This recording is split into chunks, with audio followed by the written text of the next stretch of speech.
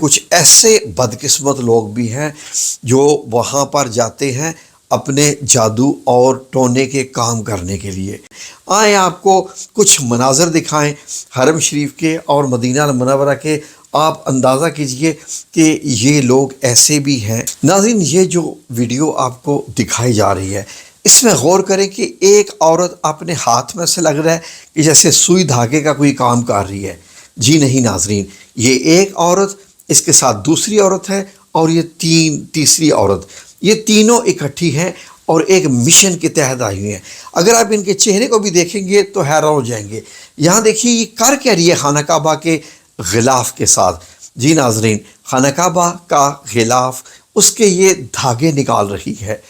خانہ کعبہ کے غلاف سے جو دھاگے تھوڑے سے نکلے ہوتے ہیں، لوگوں کے ہاتھ یا انگوٹھیاں لگ کے، چوڑیاں خواتین کی لگ کے، تو وہ دھاگے پھٹتے رہتے ہیں، نکلتے رہتے ہیں۔ یہ وہ سارے دھاگے جمع کر رہی ہے کیونکہ اس دھاگے سے اس نے کوئی اور کام لینا ہے، تعویذ بنانا ہے یا جادو کرنا ہے۔ دوسری عورت اگر دیکھیں تو وہ ہاتھ سے وہ ایسے مل کے اس کا وہ ایک ڈوری سی بنا رہی ہے۔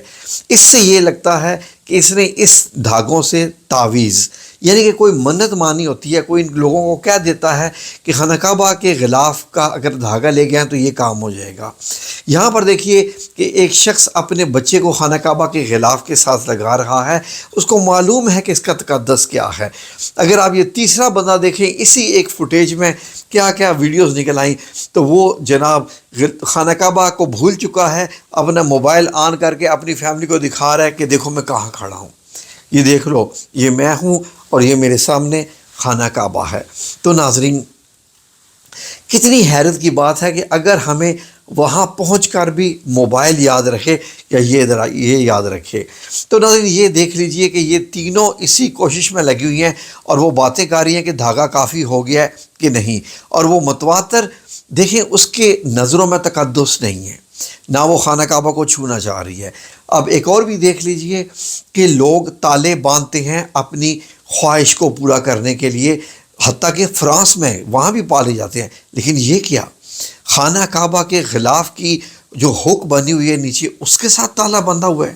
صفائی کرنے والا آیا، جب صفائی کر رہا ہے تو اس نے دیکھا کہ یہاں پر ایک تالا بندھا ہوا ہے، یہ تالا کس نے باندھ دیا؟ ناظرین، یہ لوگ ہوتے ہیں کہ میں یہاں تالا باندھوں گا تو میرا کام ہو جائے گا، بندش رکاوٹ دور ہو جائے گی، اور یہ وہ تالا باندھ کے چلا گیا۔ کس کے ساتھ؟ خانہ کعبہ کے ساتھ، اللہ کا گھر۔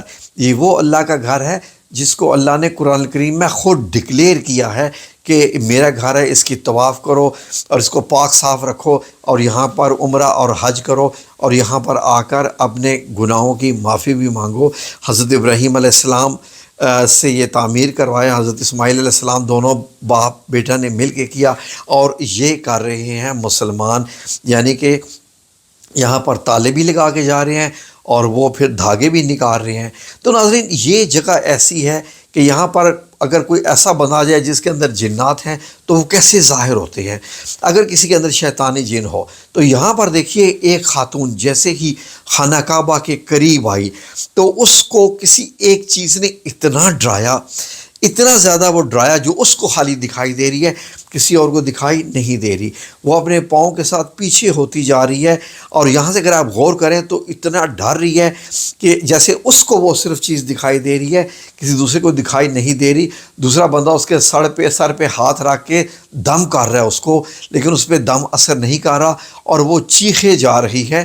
اس کی اتنی زور کی چیخیں تھیں کہ سارے طواف کرنے والے ڈر گئے۔ اس کی دیکھیں آنکھیں کھلی ہوئی ہیں، منہ کھلا ہوا ہے، چیخ رہی ہے، یعنی کہ اس کے اندر کوئی ایسی شیطانی طاقت موجود تھی جو خانہ کعبہ کو دیکھ کے ڈر گئی۔ ایک اور چیز یہاں پر غور کیجیے گا کہ اس کے ساتھ جو مرد ہے، اس مرد نے اس کے برقع عبایا کے اوپر پاؤں رکھا ہوا ہے تاکہ وہ پیچھے نہ جا سکے یا کسی اور مقصد کے لیے۔ آپ بھی غور کیجئے کہ یہ سرخ کلر کی چادر اور وہ ہاتھ سے کھینچ رہی ہے، یہ دیکھیے اس کا، دیکھیے پاؤں، اس کے ساتھ کا جو مرد ہے اس نے پاؤں رکھا ہوا ہے اور وہ نکالنے کی کوشش کر رہی ہے، لیکن وہ پاؤں ہٹا نہیں رہا ہے، اس نے دبایا ہوا ہے اس کو۔ تو ناظرین، ایسے لوگوں کو بھی ایسے نظر آتے ہیں۔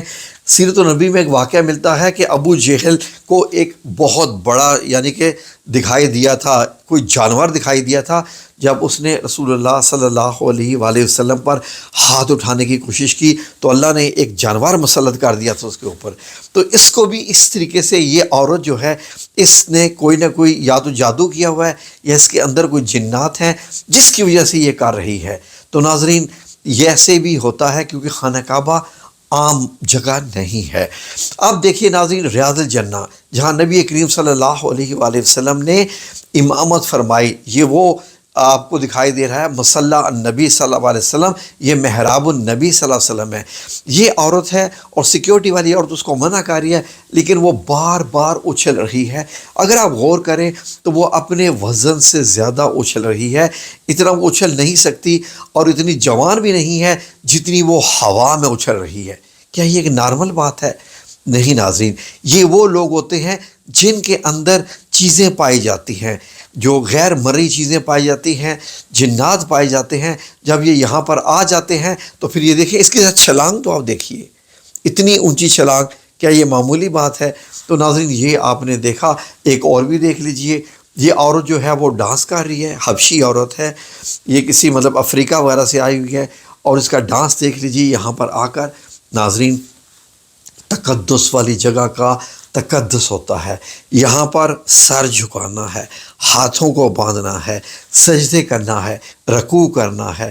اور یقین کریں کہ میں جب خانہ کعبہ کو ایسے دیکھ رہا ہوتا تھا کہ میں خانہ کعبہ کا طواف کر رہا ہوں تو میرے ذہن میں یہ نہیں آتا تھا کہ یہ عمارت ہے، میں کہتا تھا کہ یہ دیکھو، یہ وہ عمارت ہے جس کے متعلق اللہ رب العزت نے قرآن کریم میں خود فرمایا ہوا ہے کہ یہ میرا گھر ہے، پوری کائنات کا مالک رب ہے، لیکن اس خانہ کعبہ کو وہ اپنا گھر کہہ رہا ہے۔